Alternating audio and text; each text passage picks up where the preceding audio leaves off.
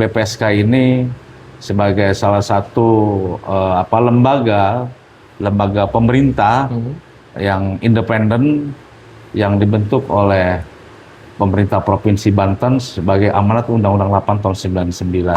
Di samping kita melakukan sidang sengketa konsumen, tapi kami juga melakukan sosialisasi. Ada namanya edukasi konsumen cerdas, bekerja sama dengan pemerintah Provinsi Banten. Luar biasa. BPSK mudah, murah, dan cepat. Betul. Oke, diminum dulu kopinya, Pak. Diminum dulu. Terima kasih. Silakan. Kita minum dulu. Bismillahirrahmanirrahim. Assalamualaikum warahmatullahi wabarakatuh. Waalaikumsalam warahmatullahi wabarakatuh. Halo Sobat Konsumen, bertemu lagi di channel BPSK Banten Official di program Ngopi Men, Ngobrol Perlindungan Konsumen. Seperti biasa di Ngopi Men ini kita akan membahas soal perlindungan konsumen di wilayah Provinsi Banten. Dibahas secara mendalam dan dikemas dengan santai. Ya, sudah hadir bersama kita saat ini ada Ketua BPSK Wilayah Kerja Provinsi 2 Banten, Bapak Sugiri STMSI. Saya sampai hafal gelarnya ya. Assalamualaikum. Waalaikumsalam warahmatullahi wabarakatuh. Gimana kabarnya? Sehat ya? Alhamdulillah sehat dan baik-baik semua. Jadi Bapak Sugiri ini selaku ketua, selain itu aktivitas lain apa Pak? Selaku PNS di pemerintah Kota Serang. PNS. Iya. PNS di Kota Serang. Pemerintah Kota Serang. Ya Pak Sugiri, ini kan BPSK ini sudah berjalan 1 tahun lebih, hampir mau 2 tahun Pak ya? Hampir mau 2 tahun. Nah, Bapak selaku ketua, gimana nih Pak, menahkodai BPSK selama kurang lebih 1 tahun lebih nih Pak?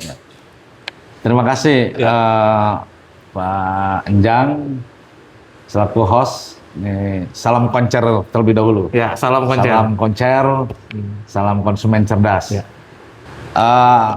Alhamdulillah kami di BPSK WKP 2 Provinsi Banten ini sudah hampir 1 tahun setengah lah kurang lebih, karena kita dilantik di 1 Agustus tahun 2024 dan sekarang sudah memasuki Januari 2026. Jadi kurang lebih dalam kurun waktu hampir 1 tahun setengah di menahkodai BPSK ini, dan luar biasa karena di BPSK ini sebagai salah satu lembaga pemerintah yang independen yang dibentuk oleh pemerintah Provinsi Banten sebagai amanat Undang-Undang 8 tahun 99, Undang-Undang Perlindungan Konsumen.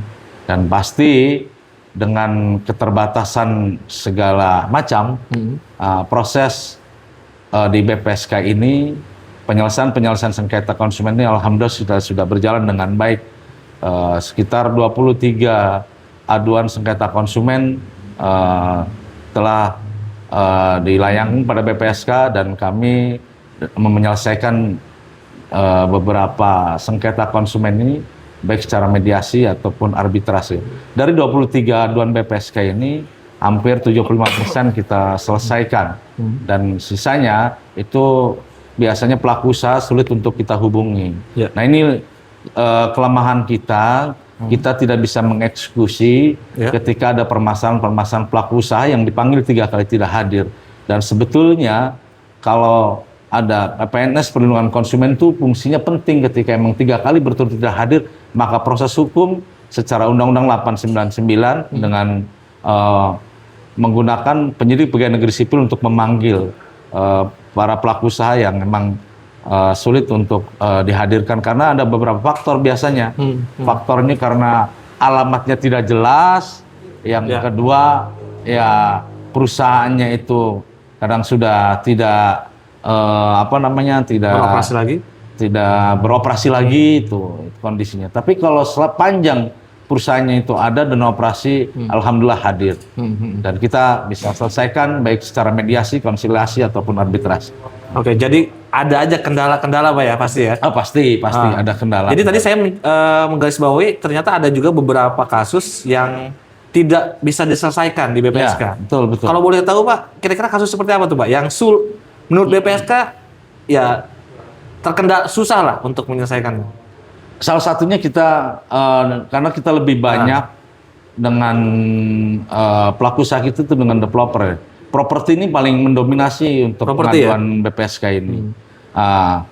Kendalanya itu kadang kegiatan operasionalnya ada di Kota Serang atau di Provinsi Banten, tetapi kantor pusatnya itu ada di luar Provinsi Banten. Kadangkala kita menyampaikan surat panggilan itu tidak tepat sasaran. Nah, itu kendala-kendalanya. Tapi alhamdulillah dengan komunikasi yang baik, kita juga mencoba menjalin komunikasi dengan asosiasi-asosiasi properti seperti REI. Ini juga memudahkan kami untuk bisa menyasar kepada para developer yang memang tidak kooperatif gitu. Tuh.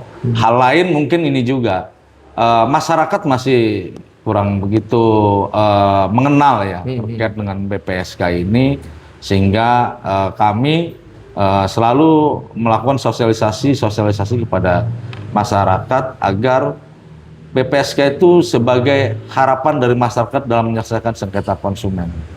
Dengan cara kita mengadakan seminar, kerjasama dengan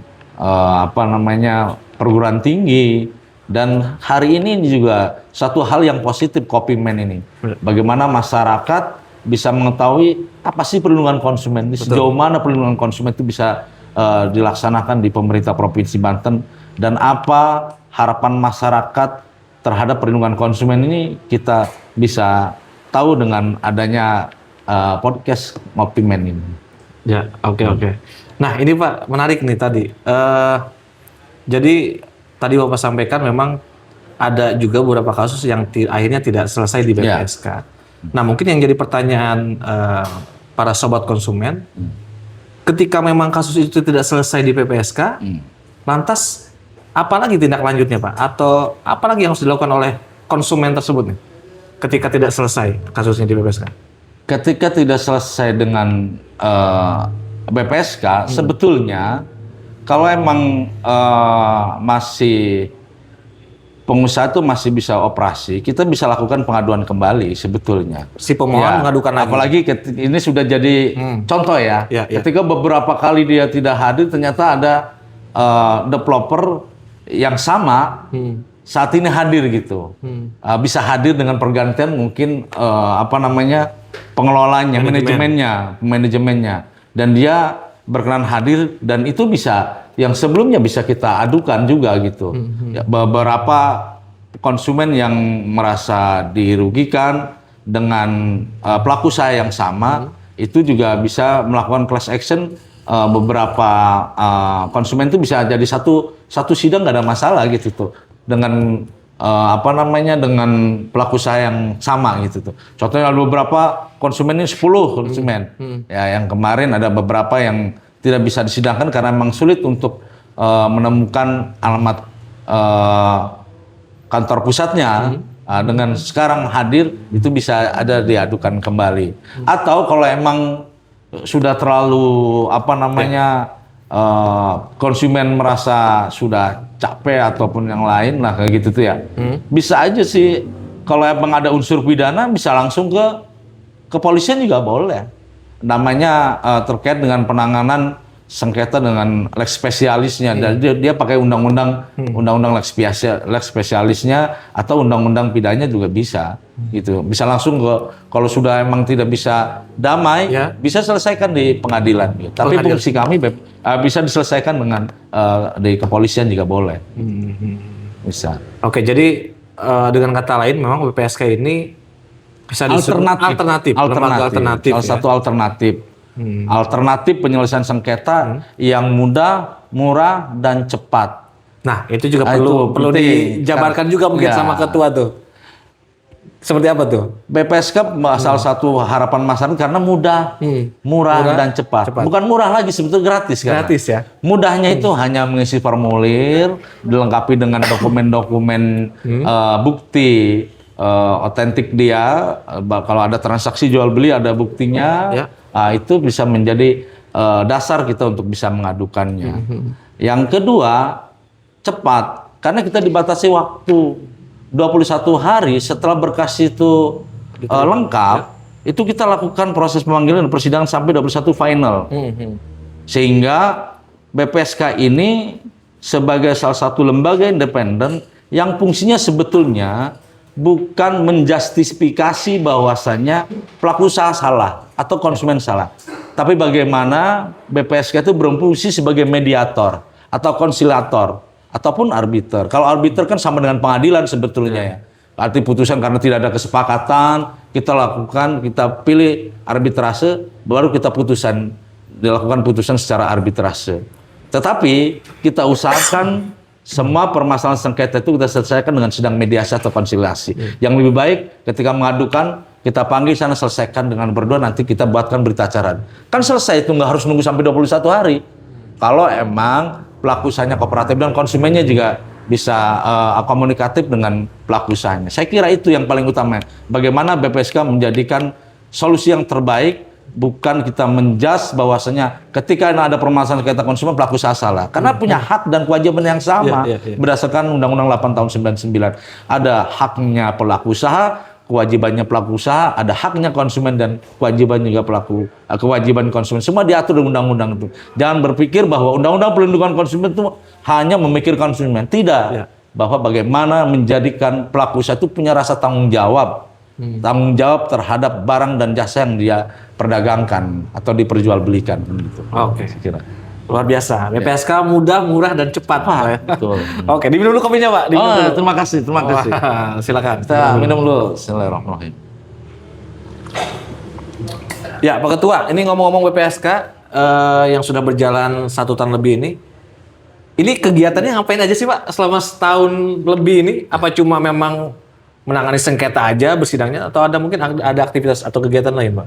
Seperti yang kami sampaikan tadi, di samping kita melakukan sidang sengketa konsumen, tapi kami juga melakukan sosialisasi. Ada namanya edukasi konsumen cerdas, bekerja sama dengan pemerintah Provinsi Banten. Bagaimana kita mengedukasi masyarakat agar masyarakat tahu akan pentingnya perlindungan konsumen. Akan pentingnya hak dan kewajiban konsumen. Sehingga ketika ada permasalahan masyarakat yang dirugikan, itu bisa mengadu ke BPSK. Itu edukasi konsumen cerdas itu penting. Yang kedua, kami juga mengedukasi di tataran Gen Z lah gitu, tataran mahasiswa, perguruan tinggi, karena mahasiswa itu adalah influencer ya, influencer people, orang-orang yang bisa mempengaruhi gitu. Influencer people. Sehingga kami bekerjasama dengan Universitas Bina Bangsa, bagaimana kita mensosialisasikan keberadaan BPSK ini. Pentingnya perlindungan konsumen buat masyarakat itu seperti apa. Sehingga BPSK ke depan dan hari ini dan ke depan menjadi harapan masyarakat dalam menyelesaikan sengketa-sengketa konsumen dengan menyelesaikan masalah tanpa ada masalah lagi kan gitu tuh. Ya, jadi selain menangani sengketa, kita juga ada sosialisasi ke kampus-kampus gitu ya. Ke masyarakat juga. Betul, kami ada bekerja sama dengan pemerintah Provinsi Banten dalam hal ini Dinas Perindustrian Perdagangan. Sering kita melakukan sosialisasi kepada masyarakat ke tingkat bawah, karena masyarakat yang tingkat bawah itu atau menengah ke bawah itu kadang dia masih belum familiar terhadap media sosial gitu tuh. Maka kami bertatapan langsung gitu tuh. Jadi luring, bukan di dalam jaringan. Kami bertatapan langsung, kita sosialisasi kepada masyarakat bahwa pentingnya perlindungan konsumen kepada masyarakat Provinsi Banten, sehingga kalau konsumen merasa dirugikan bisa mengadukan ke BPSK Provinsi Banten. Kebetulan memang WKP 2 ini wilayahnya terlalu luas ya. Wilayah kita itu 5 kabupaten kota, ya, Kota Serang, Kabupaten Serang, Kota Cilegon, Pandeglang, dan Lebak. Sehingga ya teman-teman masyarakat yang merasa kesulitan, maka kami jangkau ke sana gitu. Kita sosialisasi ke daerah-daerah Lebak, Pandeglang, dan juga Kota Serang ataupun Cilegon. Oke, Pak Ketua, ini kebetulan ini ada masyarakat yang bertanya lewat Instagram BPSK nih. Lewat DM. Luar biasa itu. Ya, BPSK. Ini saya bacain, Pak Ketua ya. Iya, silakan. Jadi tolong Pak Ketua berkenan untuk menjawab. Sambil ngopi nih ya? Ya, sambil ngopi lagi, silakan. Saya bacain pertanyaannya nih, Pak Ketua. Nih, Ini mungkin namanya nggak perlu saya sebutkan. Ya, boleh. Nggak apa-apa. Langsung pertanyaan saja. Katanya gini, apakah menjadi anggota atau pegawai BPSK itu wajib berlatar belakang hukum? Nah, ini mungkin lebih ke ini ya. Baik. Keanggotaan BPSK, silakan Pak Ketua. Tidak selalu berlatar belakang hukum. Tetapi anggota BPSK itu minimal punya pengalaman. Ya. Punya pengalaman terkait dengan perlindungan konsumen. Tetapi kalau ada salah satu unsur itu ya, itu unsur konsumen, itu juga wajib ada salah satunya itu ada dari berlatar belakang hukum, karena orang hukum itu biasanya kan mengetahui tata cara bagaimana penyelesaian. Minimal dari unsur pemerintah juga ada yang berlatar hukum, tapi tidak semuanya berlatar belakang hukum. Tidak wajib ya, tapi lebih baik latar belakang hukum. Karena seperti saya kan bukan berlatar belakang hukum, tapi pengalaman saya, ya saya banyak berkecimpung di perlindungan konsumen. Karena saya dimulai dari kasih perlindungan konsumen, terus penyidik pegawai negeri sipil, PPNSPK gitu tuh ya, kabin pasar, dan lebih banyak saya berkecimpung di dunia perlindungan konsumen. Jadi pengalaman itu paling penting karena itu juga menjadi parameter bagaimana nanti pada saat tes fit and proper test ya, fit and proper test atau uji kelayakan itu salah satunya experience itu paling penting gitu, pengalaman dalam perlindungan konsumen itu. Jadi tidak wajib, tapi sebaiknya ada. Kalau unsur itu 3 unsur, minimal satunya dari hukum. Unsur pelaku usaha 1 dari hukumnya, unsur konsumen juga minimal 1 dari hukumnya, unsur pemerintah juga 1. Akan lebih baik gitu tuh. Tidak selalu dari latar belakang hukum. Yang paling penting dia punya pengalaman terkait dengan perlindungan konsumen. Oke. Satu lagi nih Pak Ketua, tanggung ya, masih ada satu lagi. Nah, ini agak menarik juga pertanyaannya nih. Katanya apakah BPSK itu akan diangkat menjadi PNS atau P3K? Ini pertanyaannya nih. Pegawai, maksudnya anggota BPSK itu dia diangkat menjadi PNS atau tidak selama menjabat jadi anggota BPSK? Oh enggak, BPSK ini kan lembaga ad hoc sebetulnya. Ya. Lembaga ad hoc itu dibatasi dengan waktu 5 tahun ya. Kalau anggota ya, anggota BPSK itu sifatnya ad hoc dan sementara hanya 5 tahun dibatasi waktu. Kecuali unsur pemerintah itu PNS. Kalau yang lainnya unsur pelaku usaha dan unsur usaha nggak bisa PNS. Gitu. Kalau unsur pemerintah wajib PNS. Dan golongannya juga minimal 3C kalau anggota. Ada aturannya di Kemenperindak 350 tahun 2001 itu ada jelas di situ. Ininya syarat-syaratnya ataupun Permendak 72 tahun 2020. Itu juga jelas di situ syarat-syaratnya. Jadi dan tidak akan diangkat jadi PNS juga ya? Tidak akan karena jabatan ad hoc. Tapi nggak tahu juga ya. Kalau sekretariat ya. Kalau sekretariat ya. Kalau anggota enggak karena ya? Anggota itu sudah mewakili 3 unsur tadi. Ya? Kalau unsur pemerintah wajib PNS. Itu aja. Oke, menarik Pak Ketua. Mungkin karena waktu juga terakhir aja closing statementnya. Silakan Pak Ketua. Baik. Yang paling penting buat kita semua sebagai konsumen adalah bagaimana menjadi konsumen yang cerdas. Konsumen yang cerdas ini adalah bagaimana kita bisa mengetahui bahwa apa yang kita konsumsi adalah barang yang memang berlaku standar, barang yang ber-SNI. Yang kedua, ada lihat label dan masa kadaluarsanya, jangan sampai kita tertipu murah tapi sudah kadaluarsa. Yang ketiga, belilah sesuai kebutuhan bukan keinginan. Itu yang paling penting. Belilah sesuai kebutuhan dan keinginan. Nah, konsumen cerdas itu bagaimana kita bisa tahu terkait dengan kebutuhan-kebutuhan kita, bukan keinginan-keinginan. Kalau keinginan pasti kita banyak. Saya kira itu Bapak Ibu sekalian, rekan-rekan sekalian, mudah-mudahan hari ini menjadi hari yang baik buat kita semua. Oke, terima kasih Pak Ketua atas waktunya. Baik, terima kasih sudah sharing di Ngopi Men, dan terima kasih juga buat para sobat konsumen yang sudah menonton video ini. Kita akhiri, terima kasih. Wassalamualaikum warahmatullahi wabarakatuh. Waalaikumsalam warahmatullahi wabarakatuh. Salam konsumen cerdas.